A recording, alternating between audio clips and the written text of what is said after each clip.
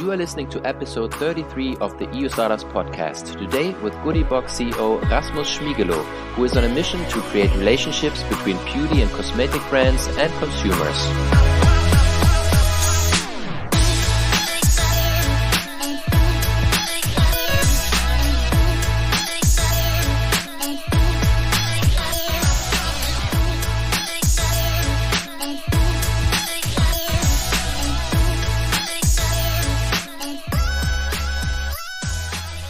Hello everyone and welcome back to another episode of the EU Startups podcast. I hope you had a great start in 2023 and I hope to meet you in person at this year's EU Startup Summit on April 20 and 21st in beautiful Barcelona. The event will gather over 2,000 founders, startup enthusiasts and investors for 2 days of networking, inspiration and learning. Tickets are now available. And before we jump into today's interview, I'm delighted to introduce our new podcast sponsor. This episode is brought to you by Vanta, helping you scale security practices and automate compliance for the industry's most sought-after standards.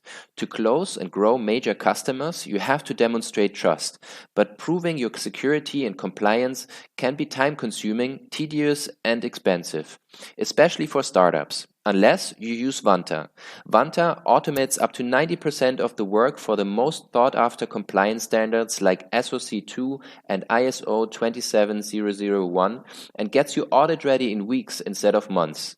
With Vanta, you get up to 400 hours of your time back and reach up to 85% in cost savings. And for a limited time, EU Startups listeners get $1,000 off Vanta. Just go to vanta.com/EU Startups to get started. And now, without further ado, I'm handing over to my colleague Patricia and to today's interview guest.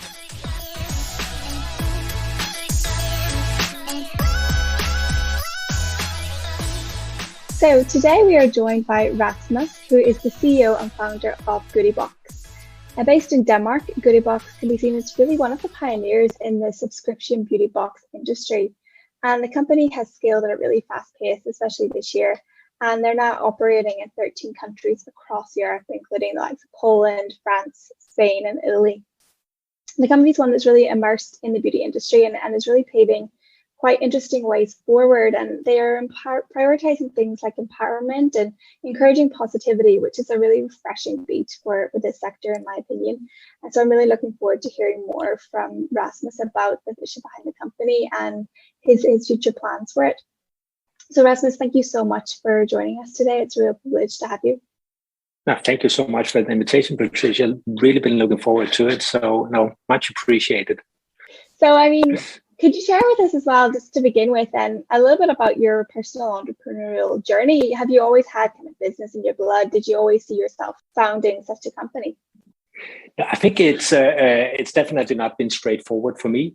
So my background is actually as an M&A lawyer, and lawyers being more or less the most risk-adverse people you can find on earth. So that was not in my cards that I should end up as an entrepreneur or have a startup business. So I went the completely traditional route, going to law school, university, starting at a law firm in Copenhagen, and then in London. And at some point, I wanted to do something more commercial. So I joined one of the great Danish companies called Maersk. It's a traditional plus 100-year-old company, but working in-house with the M&A. But then I wanted to do something even more commercial, and I started a company with my best friend, Nikolai, who's actually also the co-founder of Goodiebox.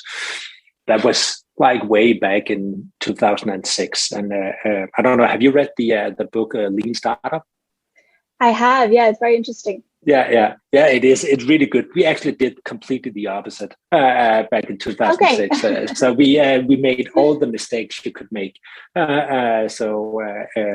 Developing for way too long before we had a product for the consumers and so forth. But so a great learning experience, probably also a bit expensive. But got a lot of great learnings that we have used in Goodiebox. So, but my route into entrepreneurship is, I don't know if there's a playbook or a white paper for how to be an entrepreneur, but I was older when I started Goodiebox together with Nikolai. So I was in my late 30s at that time, and done a lot of like traditional business and legal stuff, and but it's been like with every startup, there's definitely the ups and downs and the highs and lows, and that has also been the case for Goodiebox. And in that sense, I feel privileged because I was a bit older and had a bit more experience before co-founding Goodiebox. So yeah.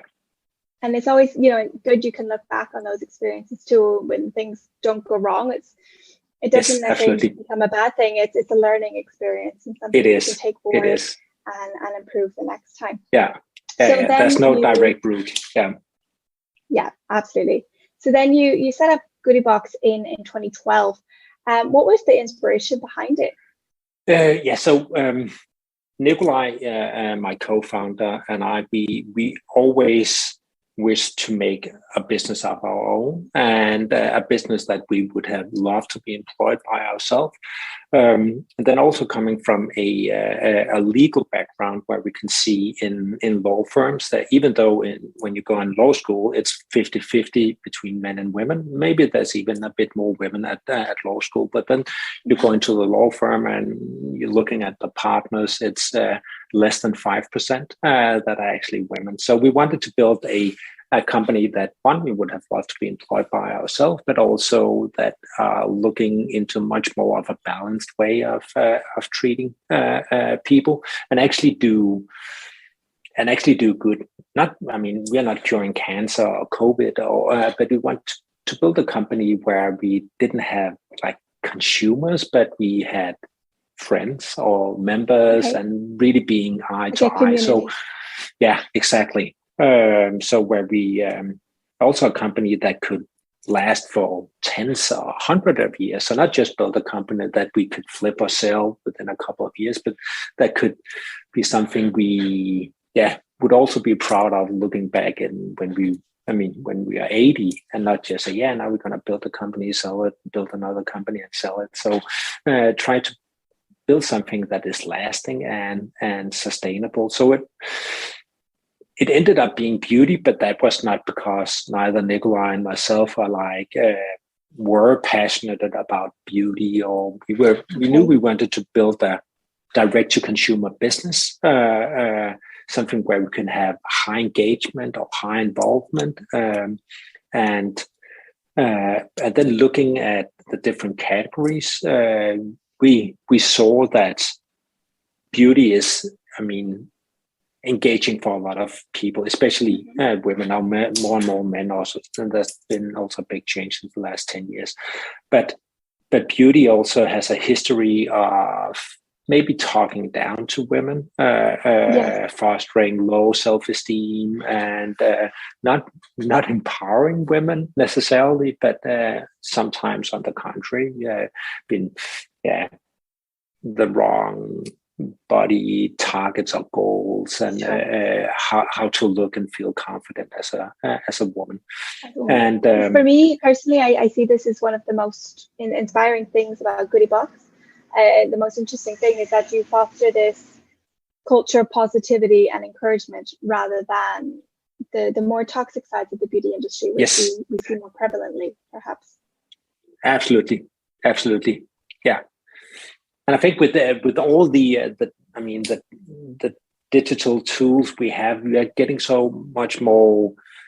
We are looking at ourselves all the time. Also now, just talking on Zoom, looking at ourselves. So, and looking at your cell phone, you're looking at yourself all the time instead of looking out and seeing all the beauty in the world. You're getting more and more focused on how. More self-aware, and that could be good, but can definitely also be bad. So we, looking at the beauty category, we could say, hey, there's actually an opportunity to do something different in this category. And the way beauty has been marketed for many, many years, it's been, at that time, has been the same. So there's actually an opportunity in this category to do something different, and also to do something better. And then at the same time, from a financial point of view, it's also a really interesting category to be in. It's huge and it's growing every year. It's been shown to be also resilient in times of crisis. And so the beauty category is really, really interesting because there's so many emotions and feelings involved, and maybe had a history of talking down to women and giving low self-esteem instead of building people up or supporting people. And a lot have changed in the last 10 years, not just due to Goodiebox, but also with many of the legacy brands that are also starting now to position their products in a different way. That is going in a better direction. But I think that's also needed. But because looking at the younger generation, you are so self-aware with all the social media, and you're looking at yourself all the time. I think it's a really important thing to kind of shift this dynamic within the beauty industry of it's about empowering and feeling your best, rather than detracting from people's selves, as you say, especially for the younger generation who are constantly bombarded on social media with this image of perfect and beauty standards that just aren't achievable because they're done with, filters and things like that. So many filters and Photoshopped and no, absolutely not. And of course, the parents and the friends, they all have a responsibility in that sense, but the brands and the companies, and we definitely have a big responsibility in how to guide and teach and coach the consumers, and I think that shift that is needed, and I think it is also needed to give much more of the power back to the end consumer. So it shouldn't be, if you look at some of the biggest beauty brands in the world, and you can see looking at the executive leadership team, they're coming out of the same family. They are, and who am I to say? I'm 48. I'm a white male with a long education and so forth. But really looking at the leadership teams, and you can see that 8 out of 10, they are men plus 60 are out of the same family. And we want to change that. We have the ambition to change that and give much more power back to the actual consumer, and be much more community-led and community-built. And that's a good thing about also being direct to consumer, where we are getting feedback and data instantly, so we can also react much faster, and we can create products that the end consumer actually is asking for, and we don't need to wrap it in all kinds of fancy marketing with celebrities or supermodels, and because we can create products that the end consumer actually told us they need, or this is what they're looking for. So I think you have a much higher engagement. Absolutely, no, absolutely, and I think we and we shouldn't take that trust for granted. The members, they have been our core focus since day one. So since we shipped the first box to 500 members in Denmark back in January 12th, the members have been the center of all we do. And that is still the case today, 10 years after, and we are now in 13 countries, that we really we are member-centric in the best possible way. So we are proud of our tech stack and so forth, but we are not a tech company. We are also extremely proud of the product, but we are not a product company. We are really a member company, and we take the members there the starting point for all we do. And that is the case now, 10 years in, and that will also be the case in 10 years and in 20 years and so forth. So really taking the members' best interest as the first, and yeah. Absolutely. And as you mentioned there, you've now expanded in your 10 years of existence into about 13 countries across Europe. And what's really refreshing is that, as you say, you're member-led. You're doing this for your community and based on consistent and frequent feedback from your members. Yes. So how does this member-led approach feed into your company's growth strategy, and how do you see that influencing your market expansion? That has also changed over the years. So we were actually a pretty mature company before we went into our first international market. That was the Netherlands back in 2018. So at that point, we were actually a 6-year-old company, just operating in Denmark. But I mean, there's many good things to say about Denmark, but it's really a small country, right? So it's sure. Denmark is looking at population is smaller than Munich. So we knew, being a happy moments company, we want to create as many happy moments as possible for our members. We knew we wanted to go international at some point. And I wish I could tell you, Patricia, that it was really thought through and we had the best plan and so forth for entering into the Netherlands. But it was, in fact, super opportunistic. It was. Okay. It that was makes for really, a more exciting story. Yeah, no, it was really, really based on amazing people, and I think that's also one of the key learnings of now 10 years in, is that it is all. I mean, it all boils down to people, regardless of what kind of business you are in, if it's a SaaS enterprise or it's direct to consumers or whatever kind of business you're in, it all boils down to the people. That's all that matters. And going into the Netherlands, it was really due to an amazing colleague of mine called Mieke, who... She was working at a Dutch startup called Bloomer, and that subscription on flowers, handling their entering into the Nordic markets, and that's how I connected with her. And we just instantly saw that she was the perfect match for Goodiebox. She understood the DNA with the happy moments, and she was being like proactive, say, hey, if you're considering going into the Netherlands or Benelux at some point, let me take care of that. And she was young at that time. She is still young, but she was in her 28. And I think that is also what Goodiebox is really about: empowering cool women and giving them the space. And going into the Netherlands, that is purely Mieke.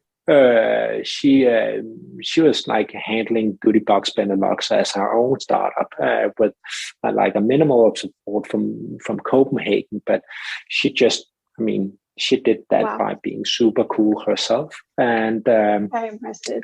Yes, like super impressive. And we could see what took us 5 years in Denmark. She did that in less than 1 year, building the team wow. and getting. Yeah, it was like super impressive. And we then took those learnings and started to build in a bit more structured approach. The next country being Norway, and that actually went just as well as the Netherlands. So we could see what we did good in Denmark, we can replicate and do even better in the Netherlands and now Norway. And then in 2019 we launched in 6 new markets. So we had the first 6 years we were only in Denmark, 2 more markets in 18, and then 6 markets in 19. It's quite a leap.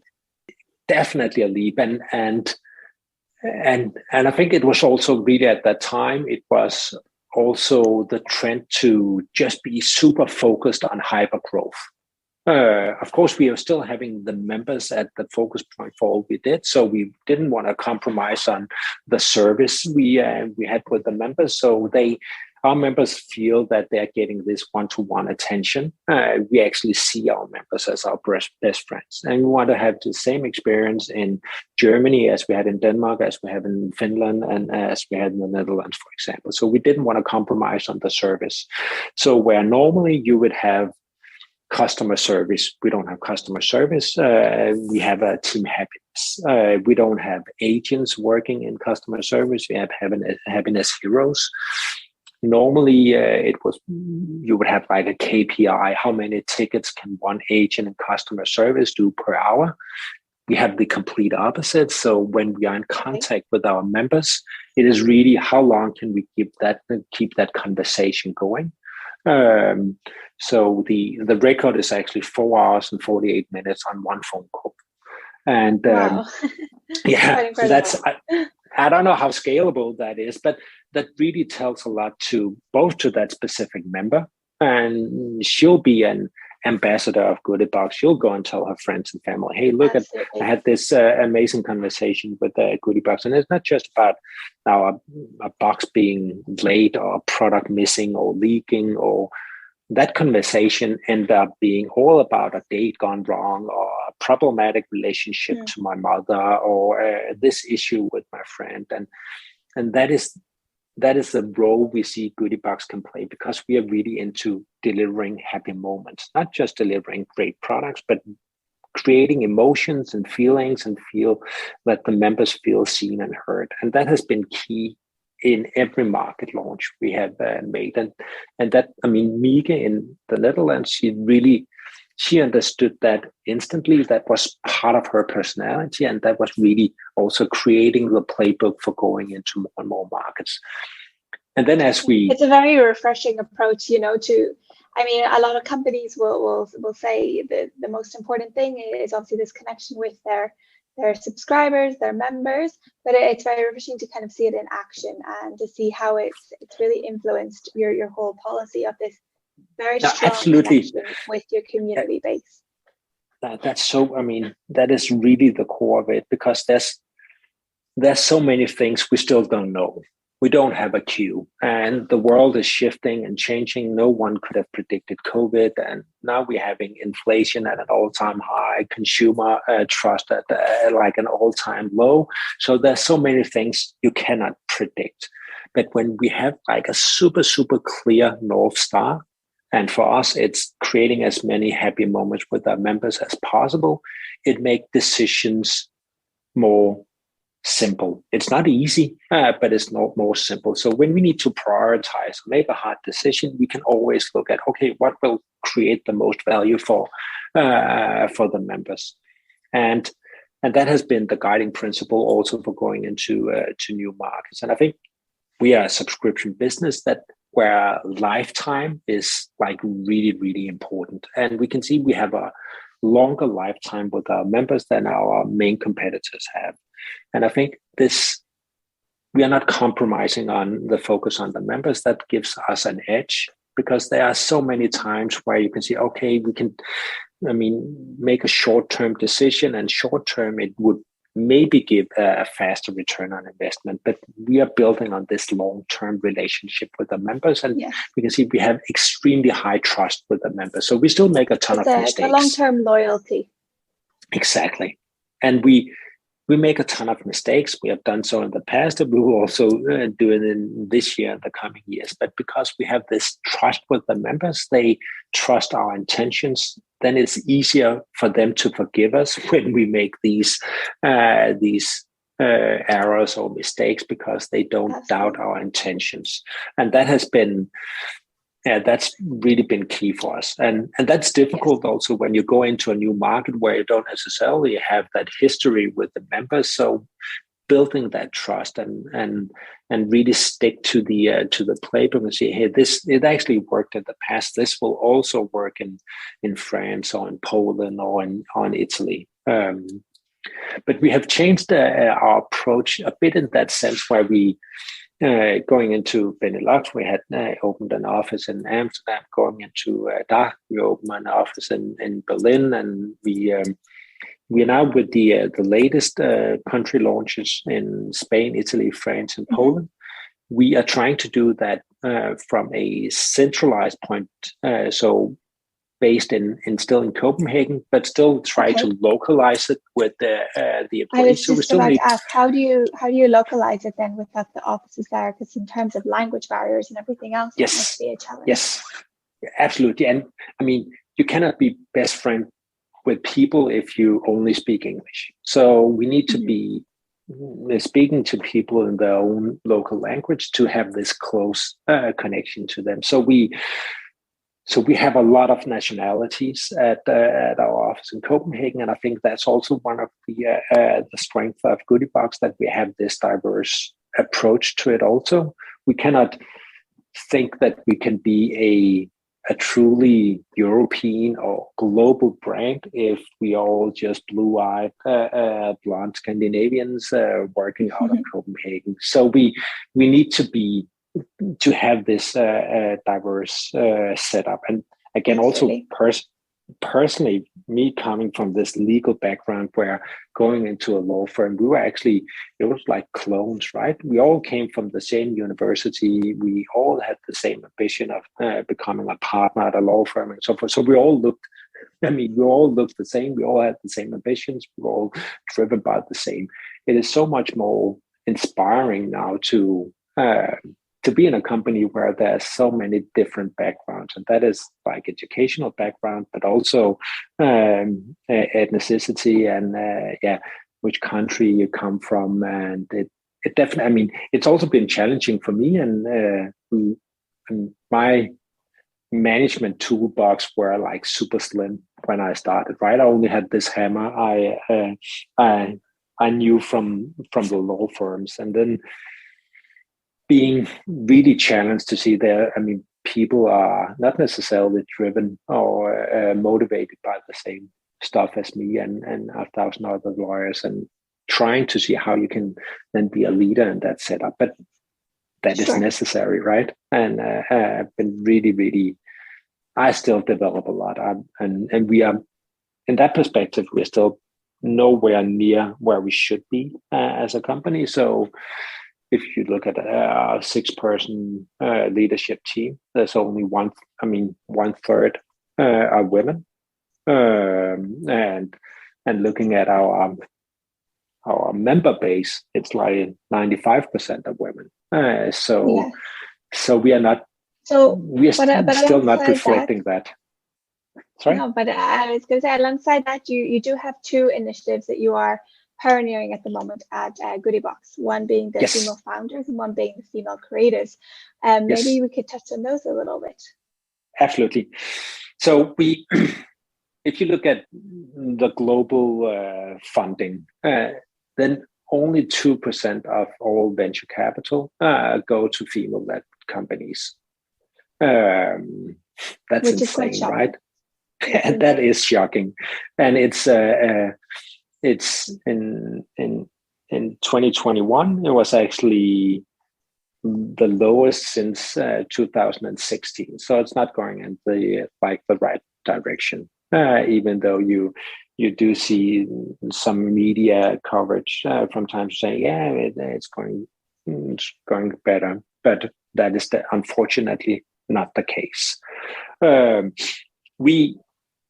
Goodiebox, we have some super cool women in-house that are just phenomenal. Goodiebox would never have been able to do what we have done in the past if it wasn't for people like Schmiegelow opening up in Benelux.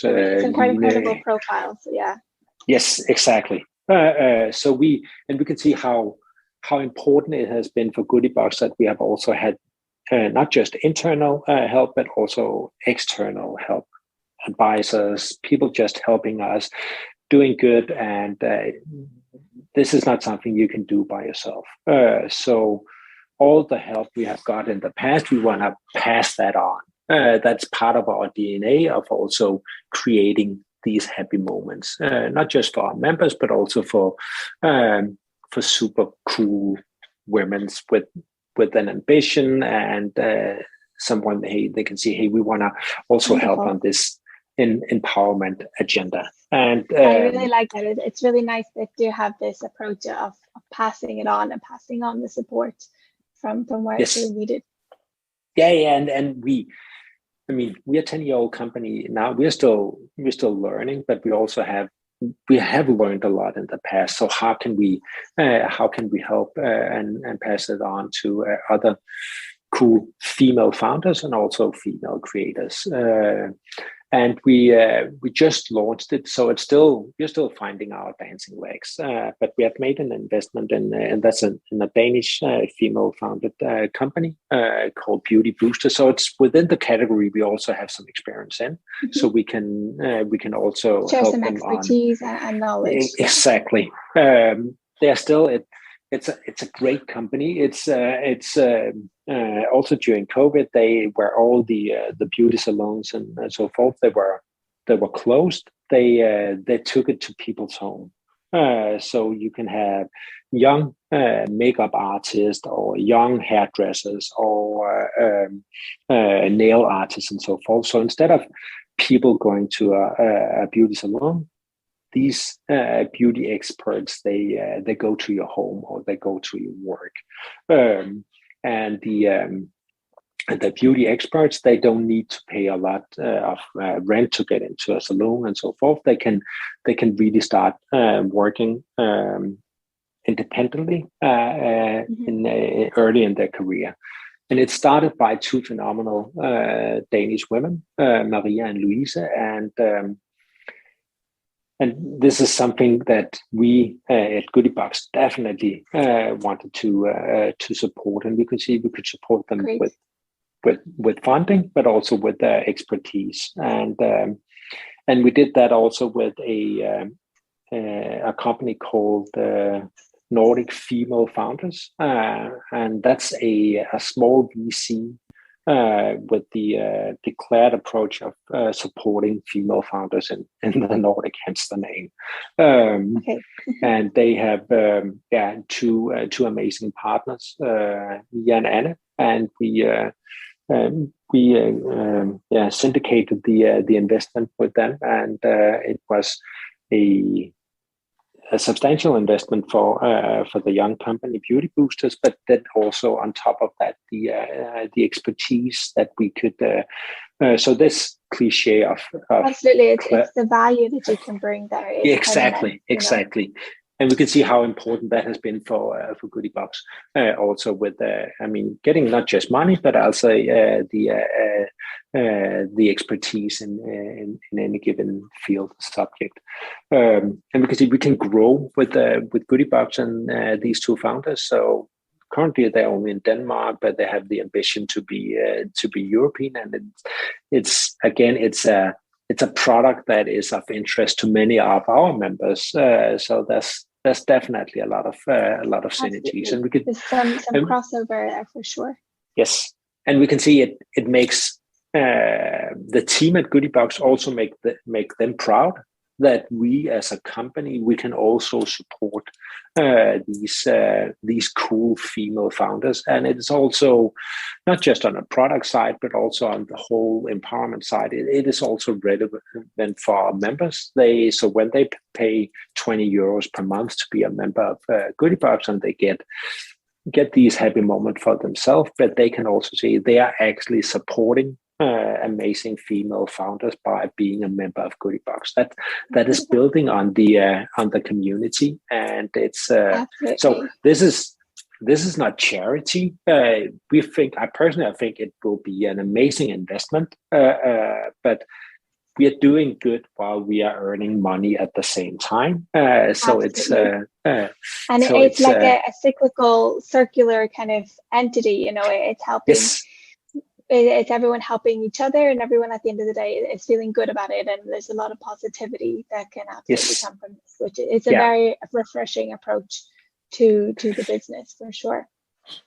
And we haven't yet supported any of the creators or the creative people. So we only made this one investment, but we also have the application period is throughout the whole of 2022, and we have this Goodiebox Initiatives Advisory Board. So that is not the leadership team. That's representative from the various teams in Goodiebox. So they are making this decision.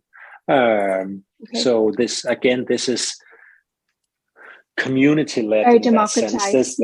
Yes, exactly. This is something that should be of relevance and importance for the whole of Goodiebox, so not just something I or Nikolai or the CFO see. Okay, this could be exciting. This is something that should be of interest for the whole of Goodiebox. So again, pass it on. There's so many things that I don't know, and I don't kid myself I should know. So let's involve all the people that are much more like up to speed on what's happening in the world and with the end consumer and with the community. So I think it's also because we want to build this company that is relevant in 100 years.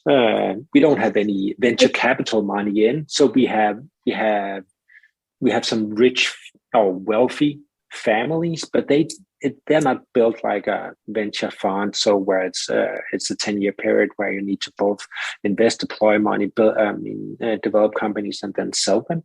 So we have a couple of family offices in with wealthy families or individuals that are much more long term, and they can also see the benefit for the brand or this happy moment community movement we are building, that of course it makes sense to support female founders. Of course it makes sense to support female creators, because this is what Goodiebox is all about as a happy moment and company. it's about, so it's very clear, the principles behind Goodiebox is thinking on this thing of longevity and thinking long term, and thinking how you can create something that's going to last for generations, and it's doing so based on positivity and empowerment and thinking about what's best for the community and the wider society that they make part of. So just to kind of, I guess, I feel like I could talk to for hours about all these topics. Thinking, what's the next steps for Goodiebox in that respect? So obviously you have these wonderful programs to boost female inclusivity and to have more representation and more diverse opportunities there. I know Goodiebox also has some very inspiring and forward-thinking initiatives surrounding sustainability, including becoming carbon neutral by next year. So I'm also just wondering, what do you see as next for Goodiebox? Thinking long term, what's next on the agenda? I think we don't see ourselves as a beauty company. We see ourselves as a happy moments company. So we will look into adjacencies to the beauty box. So, and there will be not just a monthly box, there will also be a quarterly box, and that is also supporting the sustainability. But we will also go into more adjacencies that are even more focused on wellness, and that can be physical wellness, but also mental wellness. And we have already started now with, as a Goodiebox member, you also have access to mindfulness sessions, and where we have we're working together with some really skilled and experienced mindfulness coaches. We have, as a Goodiebox members, you also have access to yoga lessons and also face yoga. And interesting. It's really about wellness and good from within. I feel it's feeling good and living good and promoting good. Yes. Yeah, we did a survey with our members, and we could see that it was. We thought it could be the case, but it was still shocking. So 90% of the women, and we are speaking about hundreds of thousands of women across Europe, they feel some kind of guilt every day. That's insane. I can share a video with you also later. So we made this non-apology campaign where I say, of course you shouldn't feel guilt every day. Again, I shouldn't start with myself, but I'm also talking to my male friends, and now I'm generalizing a lot, I know, but we don't go and feel guilt for something every day. But the vast majority, 90% of all the women, hundreds of thousands of women we asked, they feel guilt every day. And that is guilt for not being the perfect mother, not being the perfect wife or girlfriend or daughter or sister, or that's insane. So we want to change. And guilt is obviously, it's a very powerful emotion as well. And it very much takes its toll. It is. So it's quite shocking to hear these stats. Yeah. So how can we as a company help change that? And of course, a box full of beauty products in itself, that won't change that. But having that positive reinformation all the time when we are in dialogue and talking to the members, and now also creating more and more of these services, so digital products as well, with the mindfulness and getting more connected to yourself. I think that's key, and we will do much more of that also in the years to come. And this is where we can, building a true happy moments company. Wow. That's the plan, that's the vision, and this is why we are excited to go to work every day. We can see we make a difference for people in that sense. It's absolutely, it's very exciting to hear these plans, and quite inspiring as well to see how you can expand beyond into different markets and continually with this underpinning message of feeling good and promoting good and wellness. So it's definitely going to be exciting to see what's next to come from Goodiebox. Yes, I would love to talk more about that in the future. So let's definitely stay connected and talk about that. Absolutely.